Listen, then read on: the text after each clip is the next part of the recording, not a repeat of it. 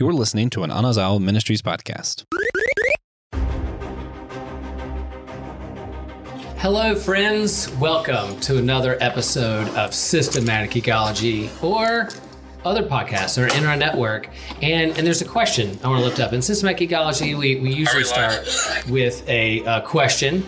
And so are comic books just sketchy, funny books for children? Or is there more depth to these graphic novels that bring out and help teach literacy to a wide range of age groups? So, we're going to start off this. We're in this convention here. We're in this conference. We're in this workshop. We're in this podcast network. We're all hanging out with each other in person, giving bunny ears to people when we're, for those of you who are just listening and can't see the live stream. Joshua did the age-old selfie bunny ears to somebody. But we're with this workshop, and we wanted to kick off this discussion with Systematic Geekology leading the way to talk about, comic books, graphic novels are a big part of the geek verse. And I'm a big comic book fan. Hello, I'm Will Rose. If you're listening, one of those in Systematic Geekology, and huge comic book nerd, huge comic book geek. And the question was, are stained glass in churches, is that just comic books for religious people? That's kind of the question that was lifted up here. And all of us are nodding our heads and just say, yes, it is. And I think since the age of the dawn of mankind, of humankind, when humans were able to ask the big questions and wrestle with who they are and their place in the universe around campfires, part of telling their story and passing it on is not just orally, but also painting pictures on the side of caves and portraying animals and the hunts and defeat and death and life. So I think graphic images or pictures to tell a story has been around as long as humans have been. And so a big part of the religious experience, hasn't been necessarily everyone knows how to read and can pick up their Bible and put it in their lap and read the Bible for themselves. Literacy is a big part of the human story itself, from philosophy and religion. And so a big part of how you tell the story, express the story, share the story of God and who Jesus is or isn't, is through stained glass or iconography. So I guess to my panels, I passed down this mic. I think the first time I remember sitting in church, part of me was following the Lutheran liturgy and the bulletin and singing hymns and standing up and sitting down, as we talked about in a previous part, listening to the sermon, but also the images around me tell the story too. So my church had stained glass, and I remember specifically an image of a hand coming down out of heaven, coming down out of the clouds towards humankind or creation, and that being the hand of God, either reaching down to grab us, to bless us, or whatever. So for me, that was the first image I remember as a kid, this kind of image of God as a hand coming down to us, not necessarily us grabbing for God, but God coming towards us. And so my question for the panel is there a certain image or a stained glass or an icon or something you remember seeing religious art that had an impact on you, that you remember as a kid or growing up that sticks in your head? For me, I was at an Irish pub and there was a giant, beautiful painting of Bono. And it was very religious. So that's what I'm looking for. So really though, with their music, I'm just trying to think art. My first experience with art in the church, growing up more in the Baptist world, you don't have that as much. I think for me, I'm hoping there's more intelligent answers after this point. Nope. But some of my earliest experiences with art in the church, this is silly, would be VeggieTales. I think of that and they have animation. It is animation, and it's good animation, particularly for the 90s. It is pretty good animation, and VeggieTales has their pros and cons, but at least for me, I have very fond memories of growing up watching VeggieTales. A lot of my childhood spiritual development was through specifically VeggieTales. I was never an Adventures in Odyssey kid. That was just never. Okay, Christian's laughing hard, so Christian's clearly the only one who knows what Adventures in Odyssey is. Yes, yes, I do. Okay, but yeah, I would say VeggieTales would be mine, and then the Bono painting. Nice. So art in the church is, been around for thousands of years. It's really, I think, underrated, but stained glass specifically doesn't get talked about enough, because stained glass is, back a couple hundred years ago, stained glass was thought about when they were building the church. They started getting plans for the stained glass, and they would build the church so it would be oriented so that the sun could come through the stained glass and, make it pretty. So, I don't know, that's just something I like a lot about stained glass and, church history. But as far as impactful church art in my life, it's really just the process in general is impactful. Has been impactful to me. Specific pieces, not so much. There's a little church in Inman, where I'm from, sort of, around there, that has a stained glass of the Sermon on the Mount, which is gorgeous. I always look at it if I'm nearby, because you can see it from the outside, so I don't have to go in their church.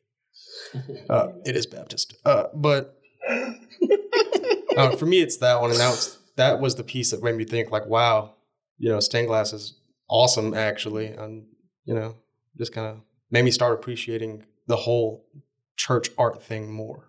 Nice. Yeah, that's pretty much it for me. Good. Gosh, I really like TJ's answer. Growing up, not really. I mean, there was a few churches that had stained glass. I just never really thought about it. Didn't really care. The most thing that I knew growing up until college was art and pictures of Jesus and God bad. That was it. That's all I knew. No, that's bad too.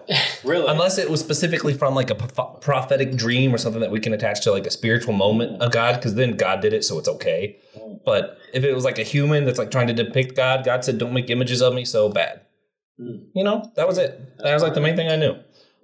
When I went to college, I took a lot of like archaeology, different classes, and I learned about like the architecture of the church and just the whole idea of how the entire building and stuff was structured in a way of how can we better point to God? How can we better worship God with how this is built? And just the attention to detail in that was incredible, which is also something I'm learning right now in comic books of just kind of seeing some of the attention to details, like just the minor things that some of these artists do to really bring out the story or bring out like the mode or like what their point is. Like even like some of the Moon Knight comics I really like, the darker ones.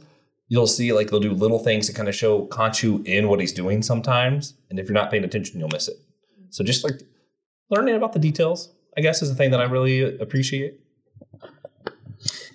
Yeah, I'll say for me, I'm kind of similar to Brandon in that regard. And there's not too many Baptist churches I've been to where artwork is on full display. Now, as far as like the first picture I can remember being in a Baptist church, it'd probably be whenever we had picture time as a young lad. It's whenever we were told to, make something based off of the Bible lesson. It would always be me and my perfected art. The only thing I can draw to this day of the snow speeders attacking the AT-ATs on Hoth, which is my favorite part of Genesis. Nice. Yes, indeed. But legitimately, yes, apocryphal some would say. Yes. Like the sequel trilogy. But on other matters, I'm sorry. I can't help myself. This is an episode of Systematic Theology, among other things. You're allowed. Yeah, that's allowed. There you go. But actually, like as far as art in the church, I do remember, I don't know if I'm merging memories or something. I would not trust my memory that goes that far back if I were you, of seeing an image, it may have even been stained glass, of God, the Holy Spirit descending like a dove upon Jesus for the baptism. Nice. And being like, oh gosh, was that what was happening? That sounds cool. Mm-hmm.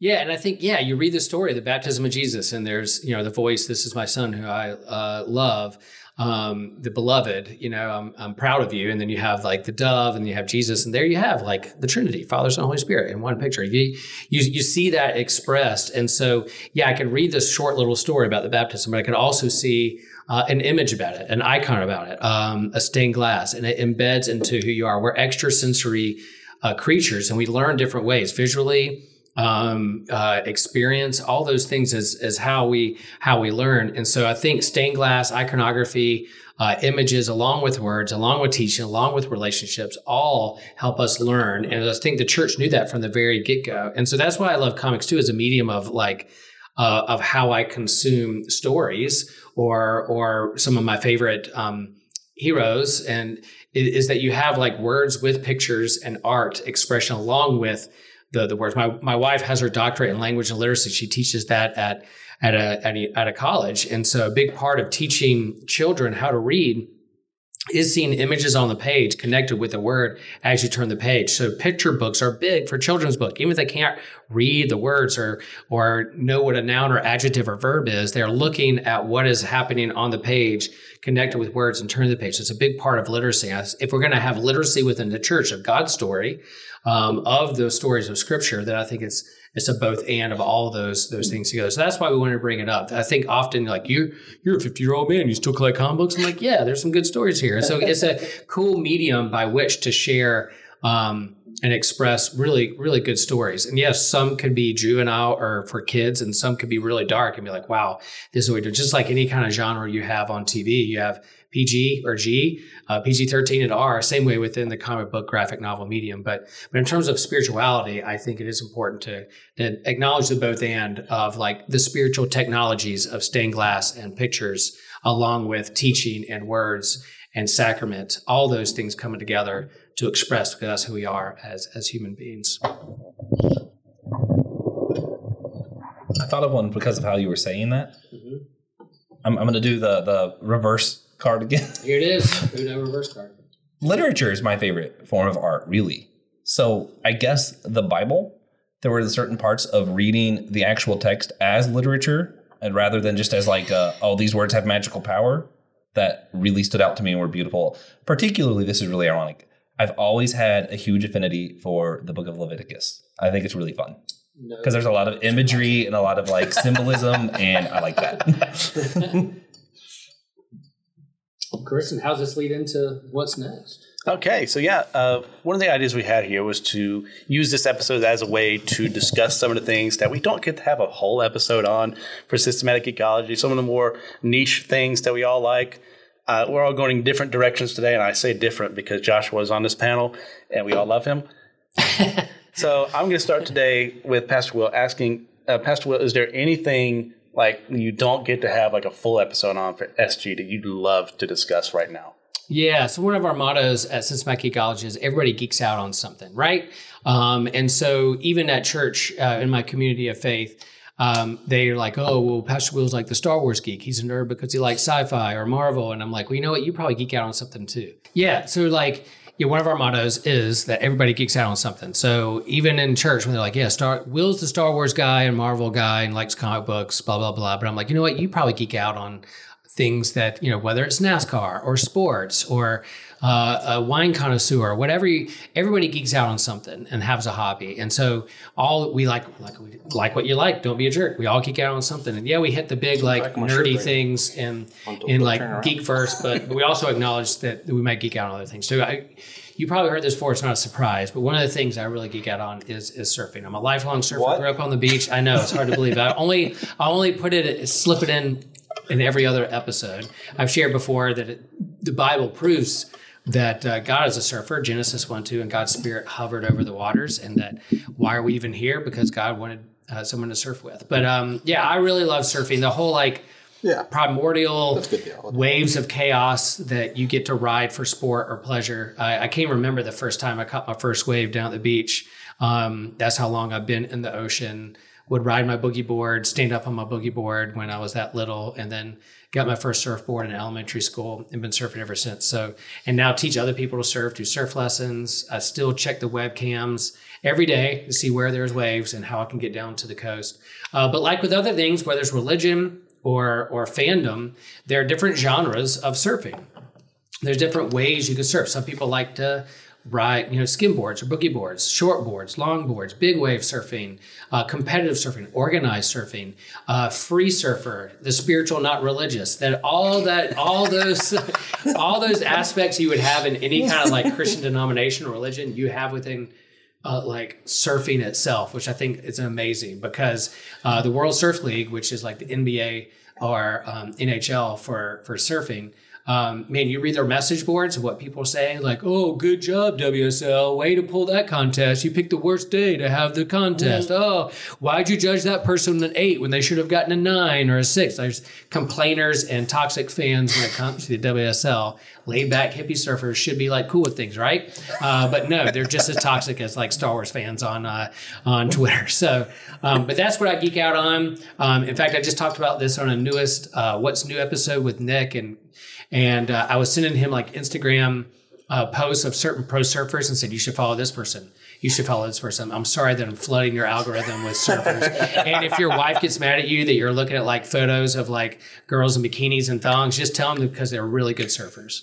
And yeah, like your algorithm will get fed with all kinds of surfing stuff. But yeah, if you want to know like who to follow and like the pioneers of surfing, I think TJ's even shared before that like he played Kelly Slater's Surfer on the PS2. We did too. Kelly Slater, the go-to surfing. I played on GameCube. Another bald-headed 50-year-old surfer from the East Coast, Kelly Slater. So we bond over that, not in how many world titles that we have. So I geek out over surfing. Yeah, go ahead and keep the mic real quick. Get those world titles. Okay, one day. Yeah, don't forget the fact that a pastor said all that. So there's that. But like, what would you say? Like, what is the best spot you've ever been surfing? Oh, that's a good question. Best spot I've ever been surfing. There have been a couple places. Man, I could talk about this all day too. I do have to write a book one day. I have in my mind an outline of like theology of surfing, and the top is called God is a Surfer, and I'm going to make it happen one of these days, next sabbatical or this summer. I don't know. But I've surfed mostly up and down the East Coast, mostly the Wilmington, Wrightsville Beach area. Wrightsville Beach gets good waves. Whenever there's a hurricane up the coast that doesn't slam against the coast but kind of stays out to sea, that's when you get the best waves. So there's definitely been spots around my home break, the north end of Wrightsville Beach on a north swell has been some long like point break left-hand waves that have gone down the beach that I've caught some really good waves. I've surfed in Tahiti once when we were on a honeymoon. That was a really good day.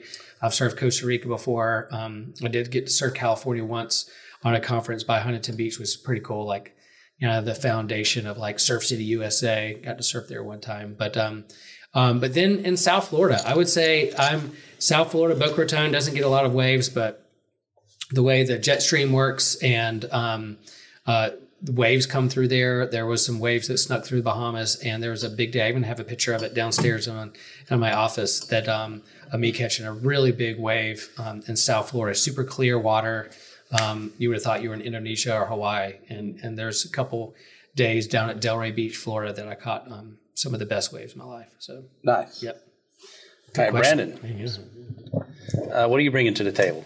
I've never surfed before, but I do like the movie The Endless Summer. I do like that movie. Yeah. That's a fun one. Yeah, the quest for the perfect wave. Every time you talk about God as a surfer, this is heresy. I can only picture the Silver Surfer. That's the only thing that can come to mind. It's the Silver Surfer. Harold the Galactus. Right. Yeah.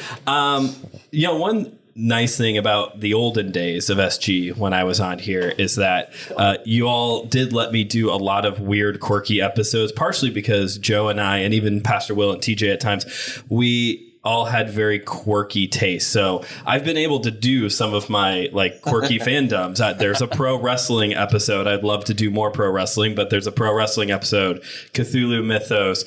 We did one on Ultraman. We did one on Godzilla. So I actually have gotten to check a lot of the like more quirky boxes. I would say the one big one that has still gotten through the gaps, even though I've pitched it before and I've considered starting my own project with this, is I have a love for kung fu movies. I'm a lifelong martial artist, particularly like the 70s style stuff. I'm a bit of a snob. I have a harder time watching more modern Hollywood style action kung fu films, although I do think the John Wick movies do a really good job with the choreography. I'm not much of a Tarantino guy. I think we could do a whole episode because I think you'd like to do Kill Bill. Okay. Oh, absolutely. Volume 1 and 2. I don't want to kill Bill. I want to talk a movie about Kill Bill. Oh yeah, that's a good thing to qualify. So yeah, there's not necessarily like a lot of spiritualism that we could get into. Well, Christianity, I should say. There's not a whole lot of like Christianity we could get into talking about kung fu movies. I do think that there's a great conversation at times on like obviously Asian culture or Eastern philosophy, religion, mysticism, Taoism, the whole 9 yards. There is a lot of stuff that we could talk about, moments where, hey, this does actually kind of sound like Christianity, and other moments where it's like, no, but interesting thought, still good to dialogue about. Yes. And obviously it's just fun watching Bruce Lee beat everybody up, including Chuck Norris. Is that my favorite person? Yeah, I was his favorite person. Will beat me to that. Who's your favorite kung fu? Who is my favorite kung fu person? I grew up on Jackie Chan, so Jackie Chan is up there for me because I was a kid when like Rush Hour 2, Rumble in the Bronx, all those movies were coming out. Jackie Chan Adventure. I do remember the Jackie Chan Adventure cartoon. Bruce Lee, as a martial artist and as a philosopher, has really played a big role in my life as well in the martial arts and in spiritual development. I would say currently I am a big fan of a guy named Tony Jaa, Jaa. He's in the movie The Protector, which is phenomenal. If you've ever seen a clip of a guy fighting his way, there's no cuts in the fight sequence, okay, of him fighting his way up a set of stairs. This was like a really popular video clip on like YouTube for a while. That's from that movie. It's all about a guy trying to rescue his elephant because in I think it's the Philippine culture, elephants are very significant within Buddhism and Muay Thai and blah, blah, blah. Tarantino produces that movie too, by the way. So that's me. Okay. So you have like a favorite movie out of all those 70s flicks? Oh, Fist of Fury, for sure. That is easily my favorite. Obviously, if you've never seen Enter the Dragon, that's like the Bruce Lee movie. It's got the famous mirror fight scene. You have to watch Enter the Dragon. Way of the Dragon's also really good because that's the one where Bruce Lee fights Chuck Norris, very young, beardless, incredibly hairy-chested Chuck Norris. But Fist of Fury is probably my favorite because of all of Bruce Lee's films, that is the one that has always like connected with me the most on. There's a little bit more meat on that film than other ones that are just like great fight scenes. Have you ever seen Kung Fury? Kung Fury. Oh yes, yeah. I've seen Kung Fury. That was a lot of fun. Okay. That was a lot of fun. My favorite part is when he's like, the girl is hanging on him and he's like, yeah, that's my bicep, babe. One last question for Brandon. Yeah. Have you ever watched the original Green Hornet at all? Oh, yes. Okay. I actually have. Okay, maybe I shouldn't admit to this. I actually have a bootleg DVD copy of the original Green Hornet series. I got it at I think I got it at a Comic-Con. Yeah, I love that series. That's awesome. All right. Now, next up, and certainly the best in this group, TJ, and what would you like to discuss for your geeky topic you don't get to discuss like you would? So many things. Okay. Yeah, I didn't know we were just doing one until like I mean, we can do more than one. We can cheat as we always do. Yeah. It's our show. I'm only gonna talk about one thing though. Okay. I'm gonna talk about Apex Legends. What? You talk about that all the time. That doesn't count. No, I don't. It's on so many What's News. Yeah, it's not the main focus. Don't listen to this evil man. Continue. But this topic specifically is something we haven't had an episode about. Nor should we. This is why I'm doing it. That's right. Give it. You have freedom. Hater. You have freedom on my show where I lead to do what you please. Anyway, I have about 800 hours in Apex Legends. I started playing last August, and basically, Apex Legends is the greatest battle royale game ever created, easily. Why were you addressing that to me? I challenged you on that before? Will was writing something. I was going to look at him and see what he was writing. But you know what you did. But the reason Apex is good, it's not, the first one. It's not. Well, no, it is the coolest, to be fair. But the reason it's so popular is because at its core, Apex is probably mechanically the most impressive battle royale game. And that's because the game that it's built on and based off of is Titanfall. And if you haven't played Titanfall, it is one of the best movement games of all time. You can do so many wacky things in the engine that it's built on. It's ridiculous. You have to like look up Titanfall Gauntlet speed runs, but trust me, it's crazy. Okay, But this combines in with the battle royale general mechanic of the storm and gunfights and into what really is just the perfect battle royale experience, in my opinion. It's also might be one of the most poorly managed games of all time. but the devs not care or something, or they just patch things without realizing the consequences. It just everything they do, just something else goes wrong. But it also has such a good, interesting cast of characters. I think the game is pretty well balanced. Maybe it could be better. It could definitely be better. But pretty much every legend is viable. It's a good game, basically, is what I'm saying. Okay. Yeah. And then table tennis as well. I never get to geek out about table tennis, ping pong. That's Ping what I pong. came here. It's not one of the oldest sports in the world. It is one of my favorites, though. Also, created in England, by the way. It is not an Asian sport. They play it in most countries around the world, but it is actually, I think it's the 4th most popular sport on the planet because it's everywhere. Behind surfing at number 3. Yeah, of course. And, we've got a ping pong table in the room with us right now. Yeah. Would you like to give your win-loss record? Yeah, I've never lost. Yeah. He's never lost. He never will. Yeah, for sure. He's the best of the best. He's TJ. You want this? Has Josh ever actually used that as one of your ridiculous intros? Because that seems like an actual one. That No, I was taking a mental note right now. But ping pong is, I love it because the faster you think, the better you could be at ping pong, if your hands can keep up. But it's like playing chess at 60 miles an hour. It's fantastic. Don't you keep up with some of the professional stuff and where the courts I are? do. And stuff? I haven't this year so much. Who's the name? Who's the GOAT of table tennis? The Of all time? TJ. Randy Dayton. Other than Jan TJ. Ove Waldner. Say that again. Jan Ove Waldner. Who's from? He's Paraguay? from Germany. Germany. That sounds Yeah. right. Yeah, Who's Lutheran? probably. Yeah. So my personal favorite, also German, is Timo Boll. Insane. He's like the Titan destroyer of table tennis because, believe it or not, Japan, Korea, and China have kind of been running the global tournaments for quite a few years. They were actually about to take table tennis out of the Olympics because China was dominating it so hard for so many years. Just had to get rid of it. Yeah, but Timo Boll himself, I think he has 12 gold medals in ping pong. Is ridiculously talented player. But Jan Ove Waldner, I only brought up really because the Office episode where Dwight brings him up. I thought that was super funny when I saw that for the first time.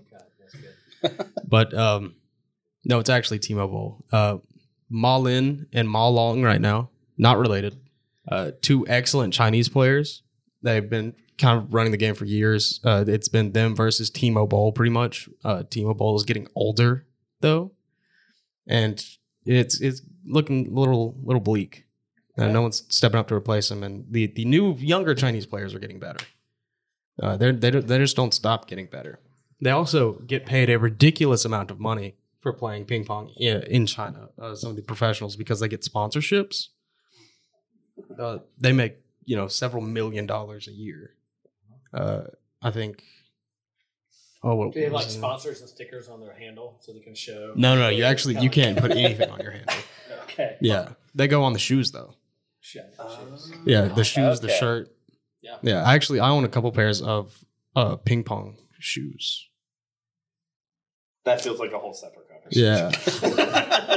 His own paddles, his own balls. Yeah, I mean, they're sponsored with pro surfers too. Like they put stickers on their surfboard. You know, kind of like NASCAR. You know, you put stickers on who you're sponsored by and who supports you and how you get paid. There's a whole thing of like how do professional athletes get paid and who pays them. Same way with pro surfing. Like you put the stickers on. But ping pong is a big market. The Olympics, surfing just got added to the Olympics last go around when they were in Japan, right? Mm-hmm. And this year it's in France, so they're going to have the Olympic wave they're going to do for surfing is in Tahiti. Big wave of consequence there. So anyway, but yeah, like how you get paid, sponsorship, all that. Oh yeah, it's fascinating with ping pong. I love that, man. I could probably do an episode on Converse. Your comment about ping pong shoes reminded me. I do really like talking about Converse. Wow. But a lot of the sponsor does come from the paddles they actually use. Most people don't know this, but the kind of ping pong paddles they use cost about $300, $400 because they're piecemeal, they're bespoke. You know, you make them one piece at a time, and then you get the rubbers separately from the paddle. The paddle can be extremely expensive. It's a whole big thing. I love ping pong. Say something about One Piece. One Piece is good, but we can do One Piece episodes. We're going to have plenty of those along the way. So, Joshua, I hesitate to ask, but what would you like to discuss for this? Things you don't get to geek out on as much as you would like. I wrote down 42 different ones. Excellent. No. First off, I want to say why I was so excited about this episode was to hear Will talk about surfing, Brandon talk about kung fu, TJ talk about ping pong, and obviously Christian's going to pick being Baptist for the thing. Yes. I don't get to do that. I often around the Baptists. Those squares don't understand the good situation they're in. Yeah. No, I actually had 4, but 2 of them I love. I don't have a ton to talk about, so I'm not going to talk about them. I was going to talk about sea turtles and trains. I love both of those a lot, but I don't really have a ton to say. So the other 2 I was going to pick was camping stuff and Florida State football or college football in general. I'll start with camping stuff.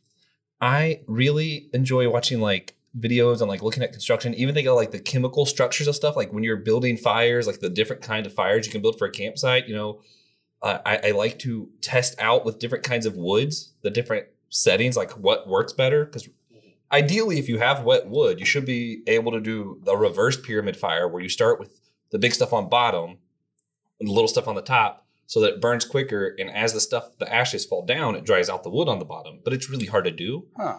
And it only works with certain woods. So I like to test that out a lot because I'm just like, what if it works with this?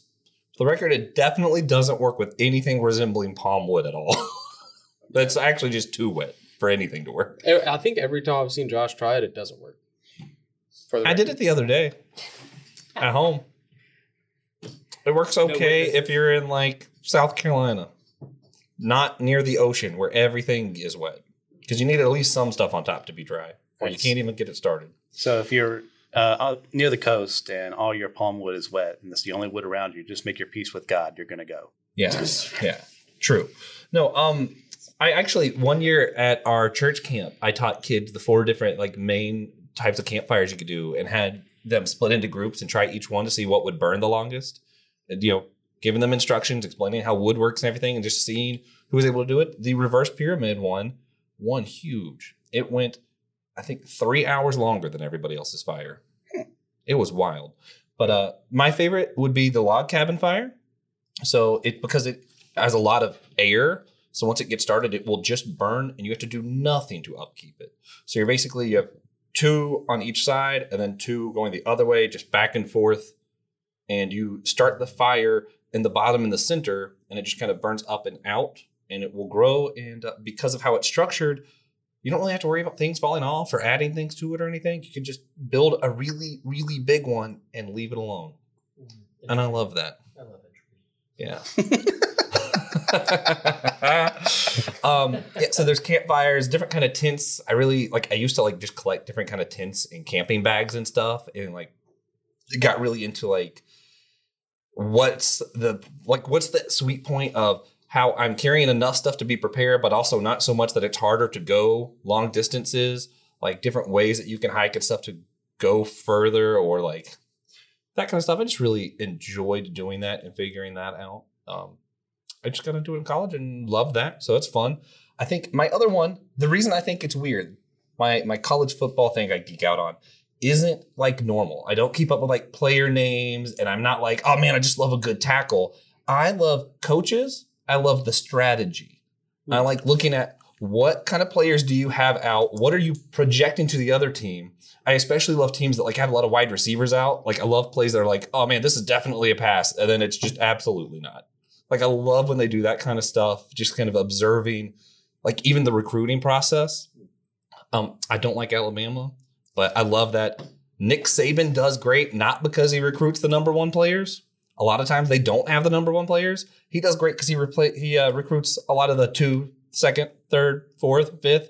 Their bench is absolutely insane. You're not going to run through Alabama's bench ever. You're either going to outcoach them, outplay them, or he will just simply smother you with how deep his bench is.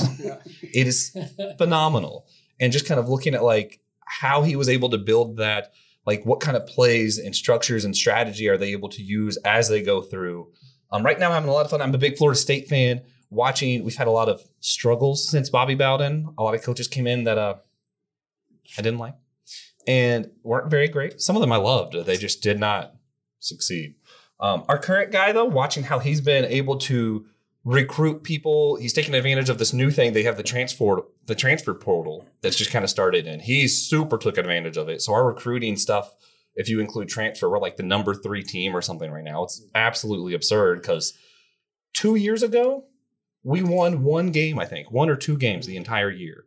Last year, we were dangerous. Like we ended top 10. This year, they're thinking we could be playoff, potentially championship game. Wow. And it's like this guy started recruiting, getting the right players, switching stuff around, completely changed the team from where we had a lot of running quarterbacks to, no, I'm going to teach you how to sit in the pocket, and we're actually going to get a line that knows how to guard the quarterback so that you have time to throw.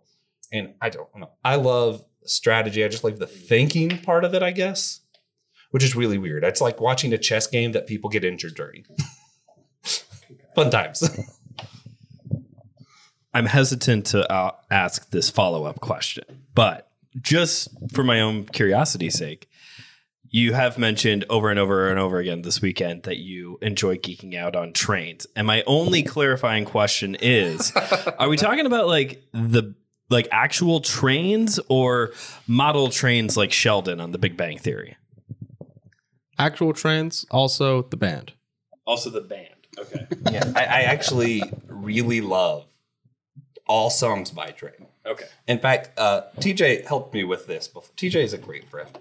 With his help, we've created a playlist. I think it's 13, 14 hours long of just songs that either are by Train or say Train or are about trains. Or have train sounds in them. Yeah, or have train sounds in them. In fact, he made me delete one because I kept one on there that was like 10 minutes of just a mic that was in the passenger cab of a train. And it's like, I'm just listening to noises in a train. And teacher said, Josh, that does not belong on a playlist. Please take that out. Right on. If it's not a Thanksgiving playlist, it's a train playlist. I do have a phenomenal Thanksgiving playlist. I'm well aware. I also geek out on Thanksgiving and different ways to cook turkey, but I've talked about that before and will again. Okay, yeah, I brought that one on myself. I'm sorry.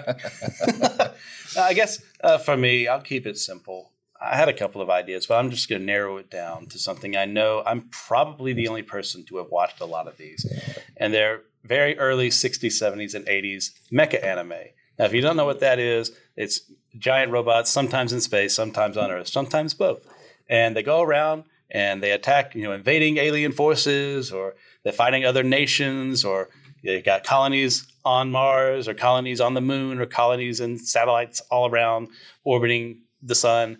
And war is discussed, and you get great characters coming in. You get awesome battle fights. And I want to talk about my favorite mecha anime, which is Galaxy Drifter Viphon, which I know for sure no one here has watched, because I definitely, let's just say illicit means may have been used by someone, certainly not me, to watch all of it, because it's not available anywhere. Maybe it is at this time. Who knows? Not when I watched it. Assuming, of course, I was that person, which would be very odd to do. Yeah. But just to see this it takes a basic idea from something like Jules Verne from one of his lesser known novels of like 2 years vacation adrift of the Pacific, and has all these children who are being forced, they flee their planet after being invaded by these alien overlords, and now they're being followed, pursued by them. It's like, how do they wrestle with that? How do children respond to being forced to fight in war? I mean, you get that across a lot of mecha series. Like you get your deconstructions, like your Zambot 3s. You get your Mobile Suit Gundam series, which like the message is always war is hell. Did you watch Iron Blooded Orphans? Absolutely. Good one? Absolutely. Favorite?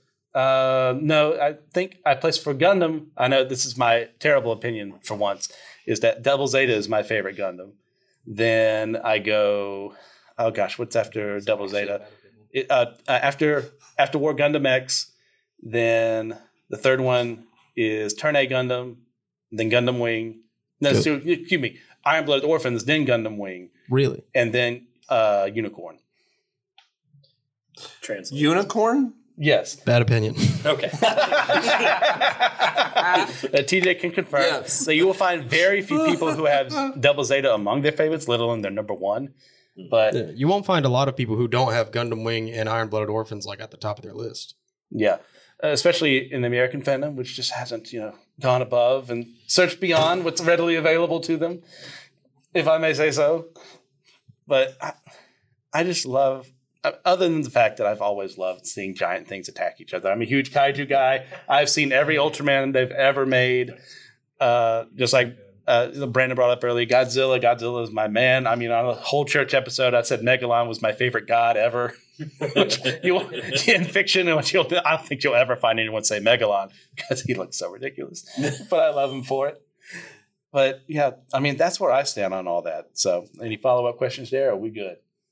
Favorite overall was, you said? Galaxy Drifter Vifam. Then I'd say Gurren Lagann. Then Voltes 5. Then Gundam Double Zeta. Speaking of less than ideal means to watch things. Yes. I've imagined that one of my favorite Doctor Who episodes is actually one that you can't get in the States. Mm-hmm. It's really good. It has 2 different doctors and the Yeti in it. I don't remember the name of the episode, but I'll see if someone could possibly find a way to have you see it one day when you visit Europe or something. Yeah. And as that issue goes, I mean, I guess we already brought it up, so why not? I think that might be one of the things I know for sure is a sin in my heart of hearts. But if that's all I have to answer for when I get up there, I'll be okay. Which is plenty I have to answer for. This episode is sponsored by Surfshark VPN. We wish. So yeah, thanks guys for joining us for this episode. This was another fun time. You want to sign us off? I actually I wanted to deposit the deeper part of the question. I'll go for it. To Will. Will, yes. What does, I mean, we're talking about all these things that like none of the rest of us really care about. I don't know. I think mine. Is it there? Yeah. Other than Brandon, Brandon's is awesome.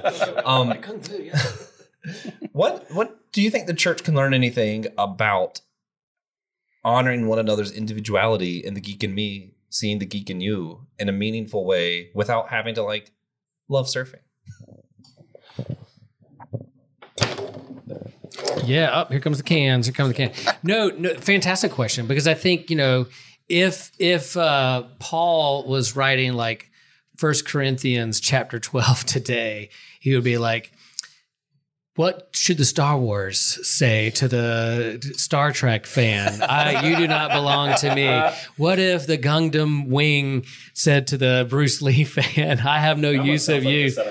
Yeah. What in the hell do trains have to do with ping pong? Can you play ping pong on a train? Probably not. Yes. You can. So I think we acknowledge within the diversity within the church. Paul is writing like, what should the eye say to the ear? Blah blah blah. Like all that stuff. I think is important that we all geek out on something. And yeah, like part of the stuff that we heard in this episode, I'm like, I have no idea what they're talking about. They're using words I've never even heard spoken by a human being before. But the fact that my friend geeks out on it, I want to know more about it. So like, oh, cool. I'd love the anime style and Gundam and Kaiju and all that kind of stuff. Like, oh man, all right. I know who the top pro surfers are. I know who has the most world championships. I don't know the names of ping pong. So like, except TJ. TJ knows too. Do you know who the GOAT of women's surfing is? Kelly with an I Slater. No, Stephanie Gilmore. Yeah, but no, like there's things we don't know from either. We might have heard them in the zeitgeist of pop culture, but there's a lot of deep cuts in there. It's like, man, if that makes you excited and you're really geeking out, why? Let me know. I want to know more about, and it lets me know more about who you are as an individual person and your personality and what you care about. And so I think. And that can often disarm and break the ice for folks. Like if I'm doing a youth camp and we're sitting around a table and they're really nervous about that week, I'll often do like, as an icebreaker, if you could only have one food on a desert island, what would you choose? And they're like, or what's your favorite superhero? Or what's your, if you could have one superpower, what would it be? You usually disarms like, they can relax and be like, this is, and people are like, yeah, I like that. I like that. And it's the same thing when we talk about what we could get on. So I think it serves a purpose. And when you go and gather into a community, faith community or whatever, in a room full of people, if you have some social anxiety, just know that everybody in that room geeks out on something, is a fan about something, passionate about something, has a favorite TV show or music genre, or maybe a black belt and kick your butt if you touch them too on their shoulder and they're not looking. Brandon may sweep the legs and Cobra Kai me. So that could happen.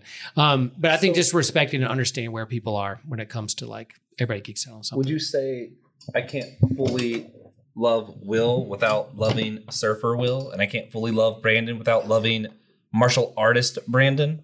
Is that like something I need to be able to love to say that I'm really loving them well without loving the thing itself? What do you think about, Josh? What do you think?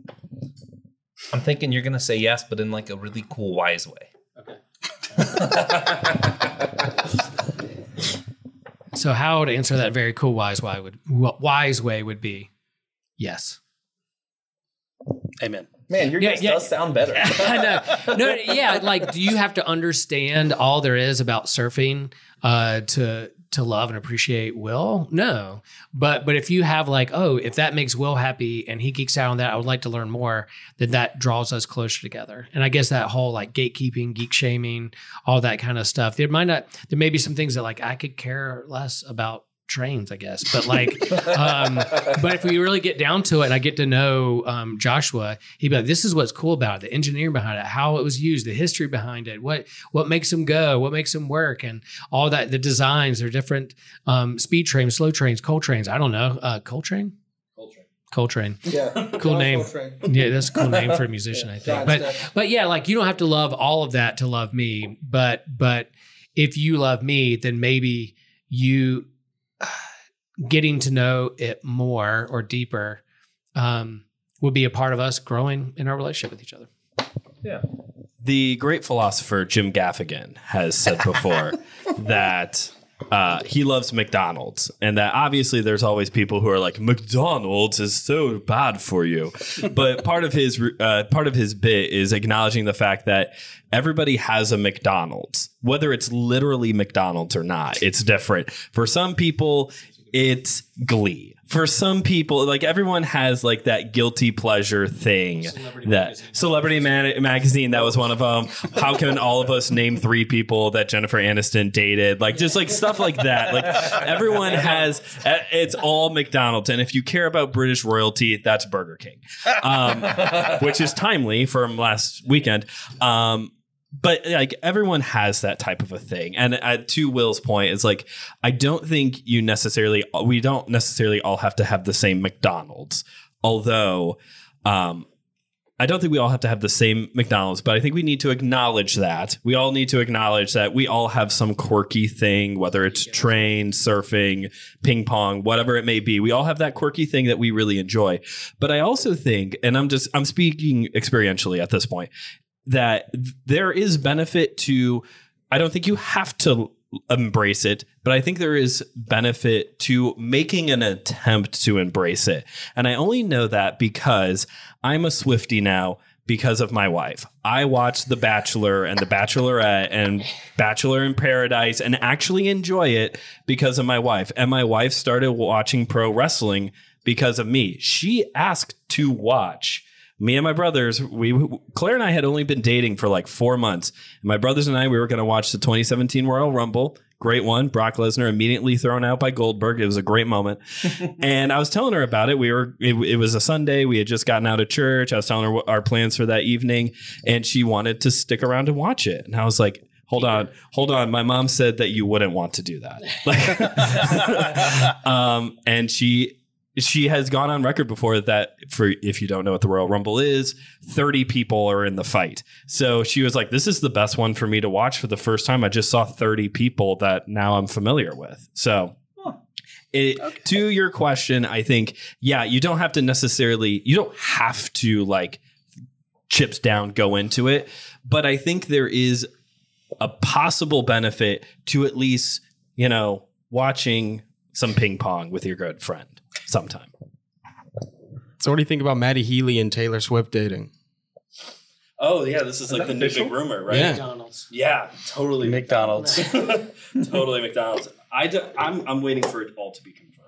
It's all speculation. They were seen holding hands yesterday. I didn't hear about that. Yeah. Maddie Healy. Oh, buy the ring already. Also, Timo Boll beat a machine designed specifically to play ping pong. Just end the show on I'm gonna get a really. I hope this doesn't sound too weird, but I'm actually kind of curious on your take on this because it was an act of love for me, and I want to know if it was received as that. I never wanted to play ping pong. I never cared about playing ping pong. I spent the last 8 months, every single break at work, trying to learn to play ping pong so that when TJ beat me, it would actually at least be a game, so that maybe he would enjoy it more because I care about TJ. Does that like received as a gift of love, or was that just like a weird thing that I did that you're like, Josh, why'd you do that? I received it. Thanks. It was always fun though. Yeah, just effortlessly destroying me is also enjoyable, but less enjoyable maybe. Still is. Yeah, victory always is. All right, guys, with that in mind, thank you for listening to this very special episode of SG. Thank you for all your support. We were able to actually come here and do this in person together. This has been a ton of fun.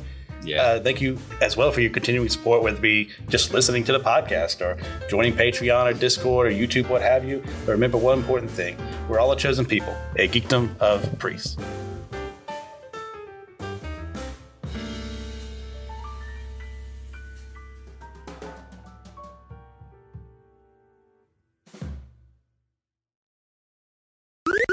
This was an Anazao Ministries podcast. If you enjoyed this show and would like to learn more about our network, be sure to check out the Anazao Ministries podcast network.